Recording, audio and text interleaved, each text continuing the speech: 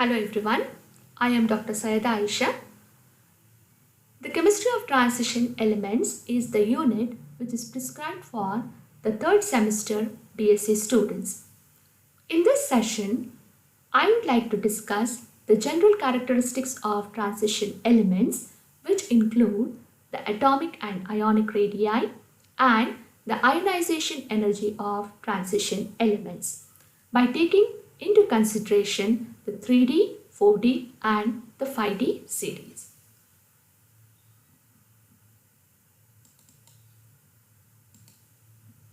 The atomic radii refers to the size of an atom. When we consider the transition elements, they are found to be highly denser than the S block elements and their densities gradually decrease from scandium to copper, that is from atomic number 21 to atomic number 29, because we can see that there is an irregular decrease in metallic radii and a relative increase in atomic mass. Means when the atomic mass increases and the metallic radii decreases, the densities decreases.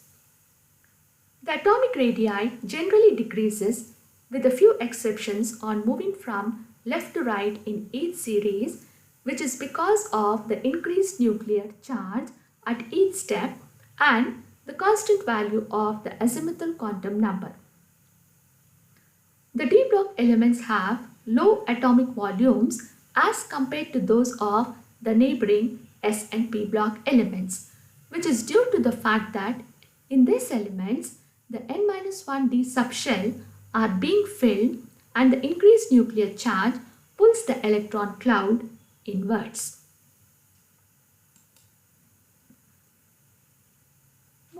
What happens to the atomic radii when we move across a row and a column? So the atomic radii decreases when we move from left to right across a row in the periodic table, because when we move from left to right, the addition of electron takes place to the same main energy level, which causes an increase in the effective nuclear charge.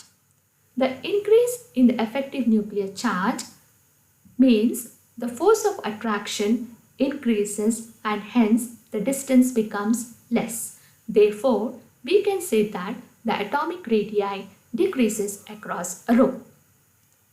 Within each group, that is the vertical column, the extra electron is added to different main energy level, which causes a decrease in effective nuclear charge. Or in other words, you can say the distance increases and the atomic radii also decreases as we move down the column.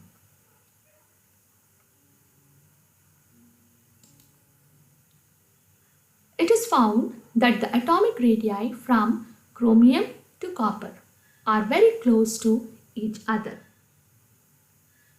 The successive addition of d electrons screens the outer electrons. The outer electrons means the 4s electron from the inward pull by the nucleus. Due to the screening effect, the size of the atom does not alter much on moving from chromium to copper, and hence the atomic radii from chromium to copper are very close to each other.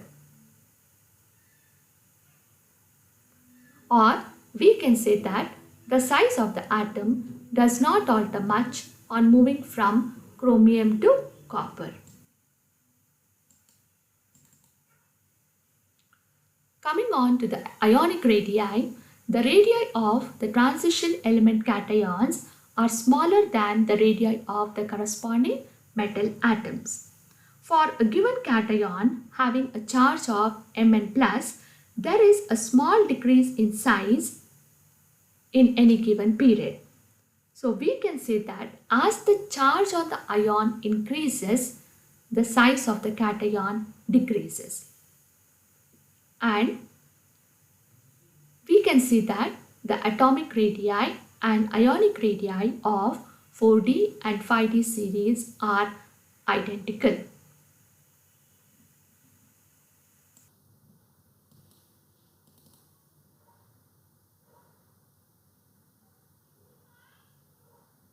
Coming on to the ionization energy of the transition elements.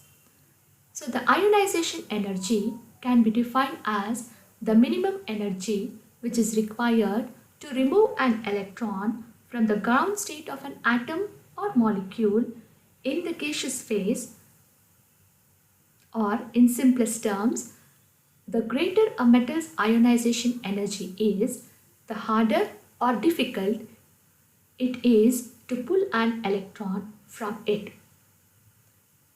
Means, if we have low ionization energy, it is easier to remove the electron, or when the ionization energy is high, it is difficult to pull the electron from it.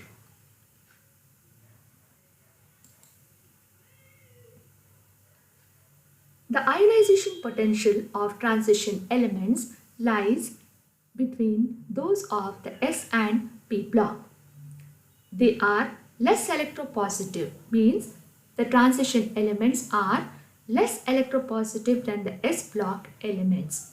Henceforth, they do not form any ionic compounds, but they form covalent compounds. They possess high ionization energy because of the small size. The transition elements are of small size and hence possess high ionization energy. So as the number of protons increases within a period or row in the periodic table, the first ionization energies of the transition metals are relatively steady, while that for the main group elements they increase. The differing periodic trends in the effective nuclear charge is due to the greater increase in shielding in the transition metals than in the main group elements. Transition metals have smaller ionic radii and high nuclear charge as compared to the alkali metals.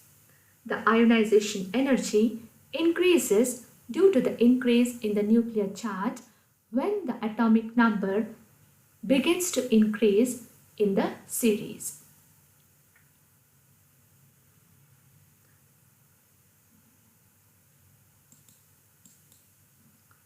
So here is a chart which shows the first ionization energies of the 3D series, 4D series and the 5D series. The 3D series from scandium to zinc, 4D starting from yttrium to cadmium, and 5D from hafnium to mercury.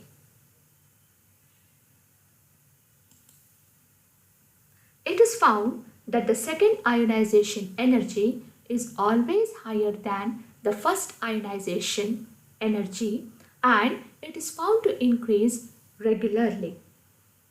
Copper and chromium have high values of second ionization energy than their neighbors because they have stable electronic configuration, as chromium has 3d5 configuration and copper has 3d10 configuration. After the formation of the cation, which is M+, the remaining electrons are more tightly bound to the nucleus. Hence, the removal of electrons from the ions, which is Cr+ and Cu+, is difficult as they have 3d5 and 3d10 configuration respectively. Chromium has configuration of 3d5 4s1. So Cr+, the configuration becomes 3d5. Similarly, copper has the configuration of 3d10 4s1. Cu+ ion has the configuration of 3d10. So hence, the removal of the second electron requires more energy. These are some of the references what we have used while preparing this session. Thank you.